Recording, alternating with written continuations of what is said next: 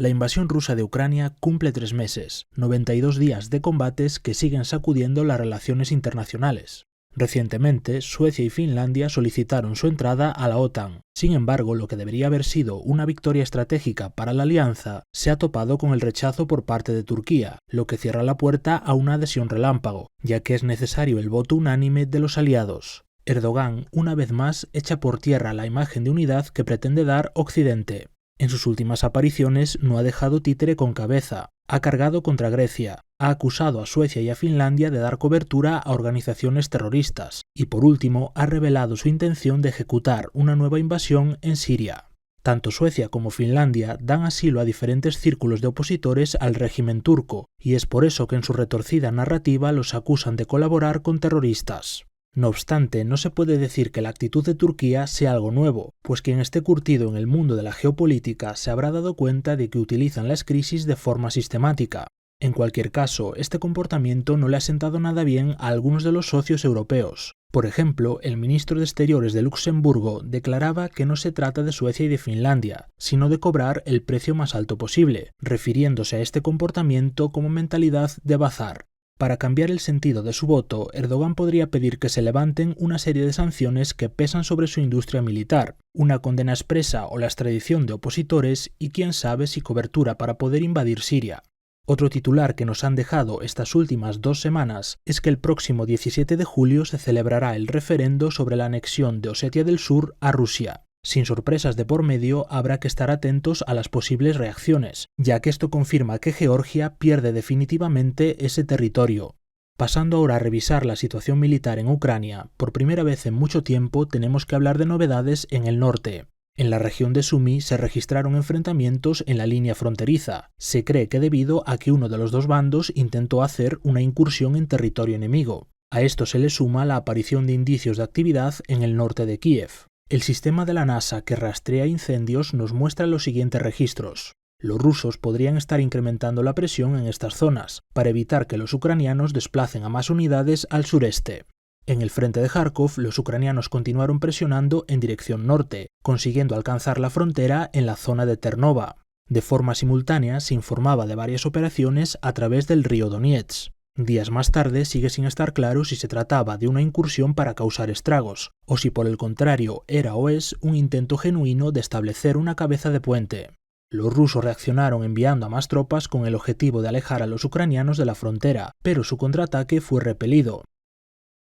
En el teatro de operaciones del sureste, los rusos han lanzado un asalto definitivo para intentar rodear y destruir a las unidades ucranianas que están allí estacionadas. En el mapa de la NASA se ve claramente un reguero de batallas en torno al río Donetsk. Llama la atención la concentración de fuegos al oeste de Izium, seguramente debido a la actividad de la artillería ucraniana.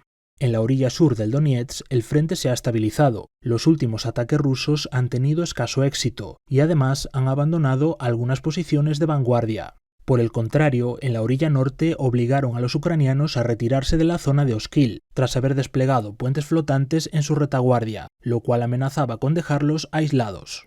En la zona de Limán, la defensa ucraniana ha colapsado. Primero, los rusos conseguían rodearla desde 3 direcciones. Es importante recordar que el principal puente que atravesaba el río había sido volado con anterioridad.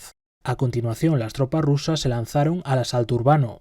Tras verse sobrepasados, los ucranianos han emprendido la retirada en dirección sur.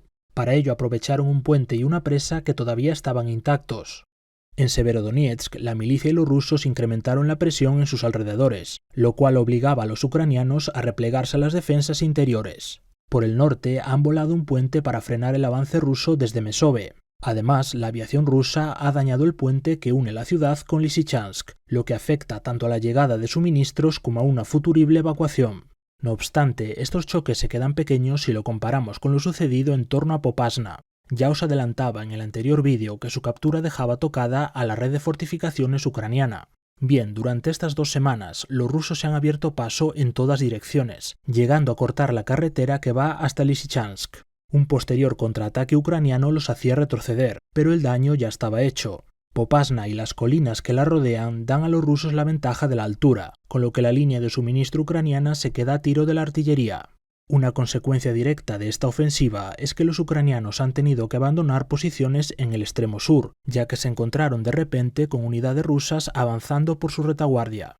Tal y como se queda ahora el mapa, todo indica que en las próximas semanas podría formarse un cerco en torno a Severodonetsk y a Lysychansk. Los comandantes ucranianos disponen de poco tiempo para evitar que se repita un escenario como el de Mariupol.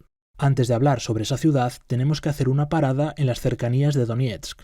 Allí, la milicia y los rusos han vuelto a tomar la iniciativa en la batalla por Avdiivka, y ahora están intentando rodearla por el norte. Hoy cerramos el resumen hablando sobre Mariupol. Con la rendición de la guarnición de Azovstal se ponía punto final a más de 80 días de asedio. En total, el Ministerio de Defensa de Rusia cifra en más de 2.000 los prisioneros salidos de la planta metalúrgica.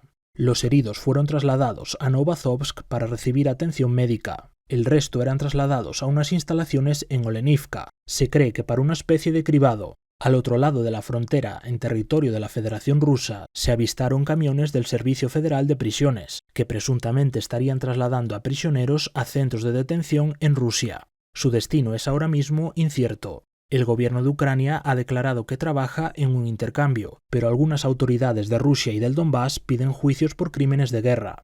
Los soldados del ejército regular podrían ser intercambiados en un futuro, pero los integrantes del batallón Azov difícilmente correrán la misma suerte. En el resto de frentes no hay novedades destacables. Los rusos capturaron algunas pequeñas aldeas cerca de Velika Novosilka, y en Jersón corren rumores de que los ucranianos están acumulando tropas para un eventual contraataque.